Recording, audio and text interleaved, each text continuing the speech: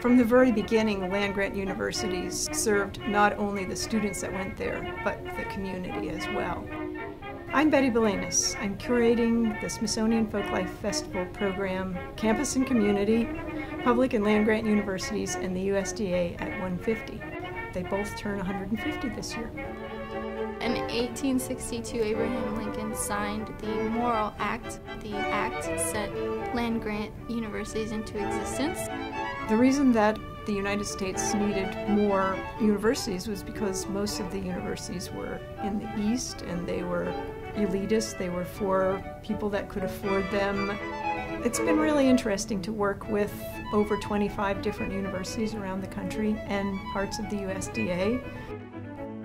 The team working on this festival program have learned so much. It's been like going back to school.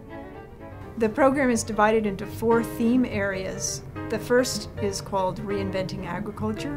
Then we have Sustainable Solutions, Building on Traditions, and Transforming Communities.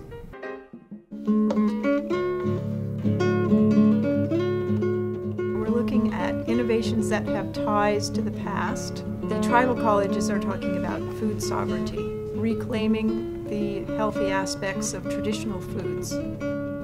We also will have 1890s, which are the historically black universities and colleges that are part of the land-grant system. We'll be doing a feature on goat parasites, and so there will be some baby goats at the mall. We have some researchers from the USDA who do work on honeybees. The honeybee population has been declining, so they will tell you how you can help the honeybee colonies.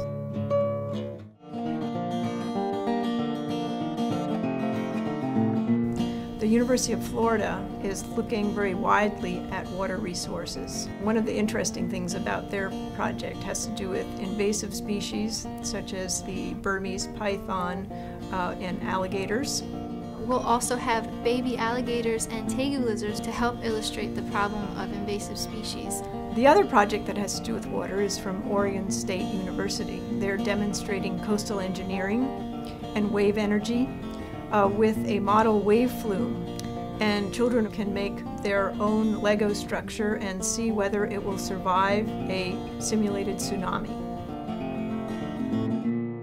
When you first come out of the Smithsonian Metro, the first thing you're going to see is University of Tennessee's solar house. It's called the Living Lighthouse, and it runs completely on solar power. The Living Lighthouse was part of the 2011 Solar Decathlon that the Department of Energy puts on every year. The Department of Energy also sponsors another competition, the Eco Car competition, and we have Mississippi State University's Eco Car coming up.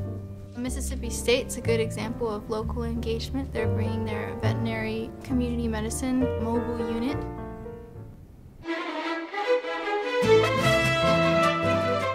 We are featuring various music groups at the festival as well.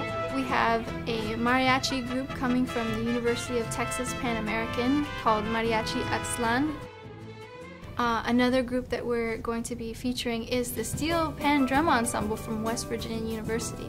Now, most people wouldn't normally see that clear connection between West Virginia and steel pan drum tradition from Trinidad. They have a 40-person performance group that's going to be coming and performing twice a day.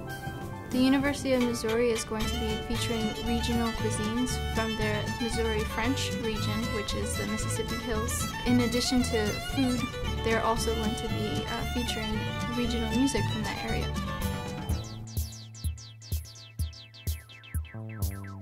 Transforming Communities is the thematic area that's the largest in our festival. Texas A&M is doing their clay filters project. Montana State University is doing something on paleontology. The dig sites work with a lot of community volunteers. Kids will be able to see how fossils are prepared. The United States Department of Agriculture and the land-grant universities have many connections, and the University of Maryland Extension is going to do a robotics program. They're going to let people try their hand at building and manipulating robots. Land-grant universities have 3 missions. One of them has to do with community engagement.